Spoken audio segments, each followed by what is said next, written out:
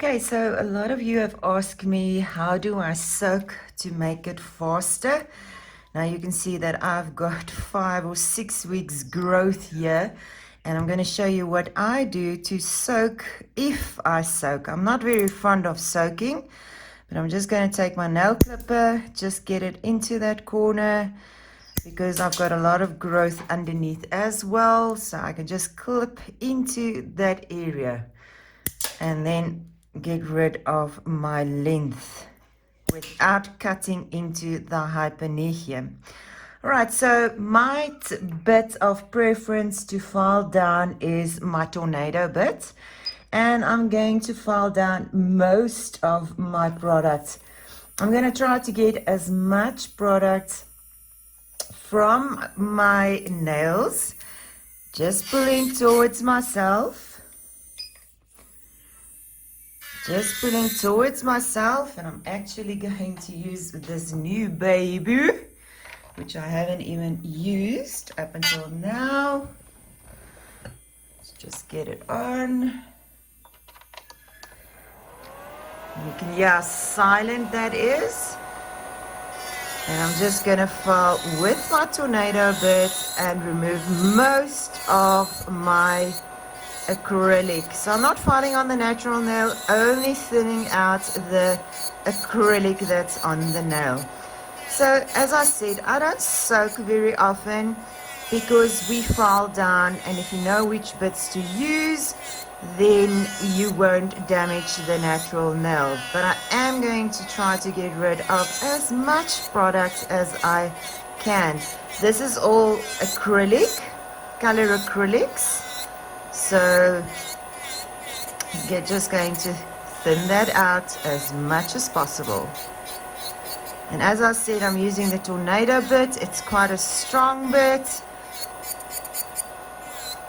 Great bit to file down, and they also last quite long.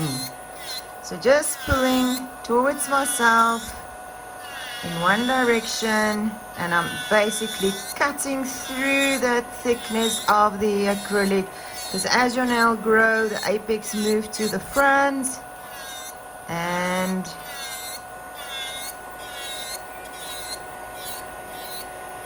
you just want to thin that out. So you can see I'm not even filing right to my nail plates, just removing the bulk. So not just taking off the gel sealer on top, I'm literally just cutting through that acrylic as much as possible, but I'm not going to hit my natural nail because I don't want to file on my natural nail, especially with this bit. So just filing down most of the product.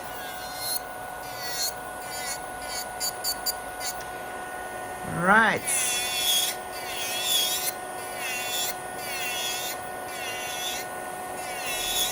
Now you can actually see, because I'm not working in my hand, how the extractor fan is pulling the dust down. It's not flying up because I'm cutting through the acrylic, and it's not getting into my eyes. And I've got minimal dust. Looks like I've got a lot of dust on my hands, but you must remember the position that my hands are in. Right, and I think that is going to be more than enough. Okay, so I am at home, so I have to improvise. I've got hot water in my Tupperware bowl. You can also use a soaking jar. And then in my tin foil cup, I've got my acetone, and I'm going to put my fingers in there. Now the tin foil or stainless steel will heat up the acetone faster and will get quite hot. So you can just tell your client just to hold it above. She doesn't need to press her hands into this boiling acetone. I don't think she's going to be very happy with you. So just hold it above. So the steam will already start to soak off or dissolve the acrylic. Now Young Nails acrylic soaks off quite easily. So you can see that the acetone is quite hot, and I'm just keeping it above the acetone until I can put my fingers in there. So she doesn't need to go into a burn. I'm going to leave this in for about 8 to 10 minutes.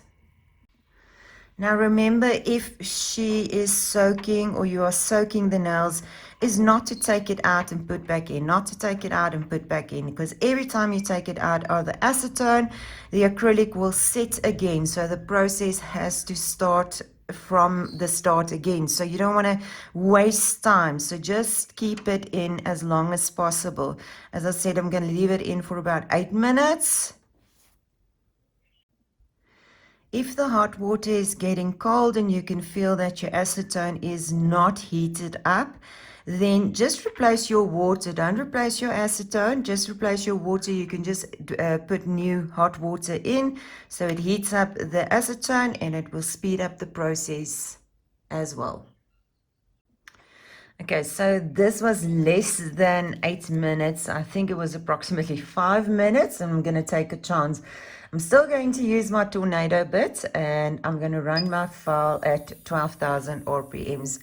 So the key here is don't wipe the nails with your paper towel, because if it's wet, you're going to see how easy it removes. So that's why I'm taking my file and I'm doing it at a lower speed, and I can remove it much easier. I personally find that if we wipe it, then we dry it out and it doesn't come off as easily. So I'm filing it on this wet acrylic. And you can see that the young nails, when it soaks, it absolutely crumbles, and that is how a product should soak, should crumble. And I'm running it at low speed, and you can see how I can remove a lot of products so much easier.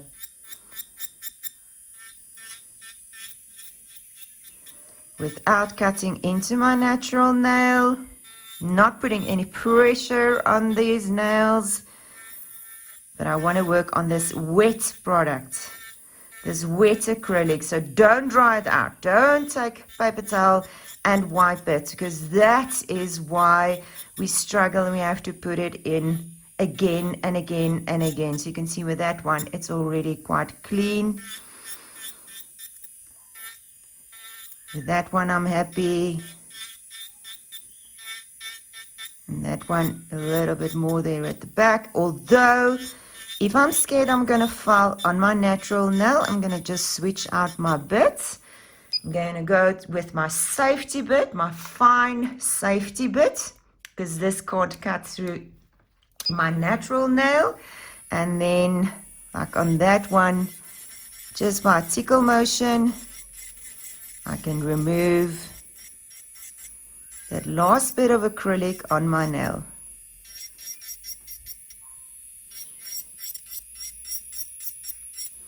You can see how far my nails have grown out. And that's it. So I can go into my preparation, pressing back those cuticles, and start with my application. Removed all the product. And when you go with your sanding band, then if there's any little bit of a product left on the nails, then you will remove that with your sanding band when you prep. So I've only put it into the acetone once for about 5 minutes. I would say it also depends on how much you can remove before you put it in the acetone, which will speed up the soaking process. And ready to go into application.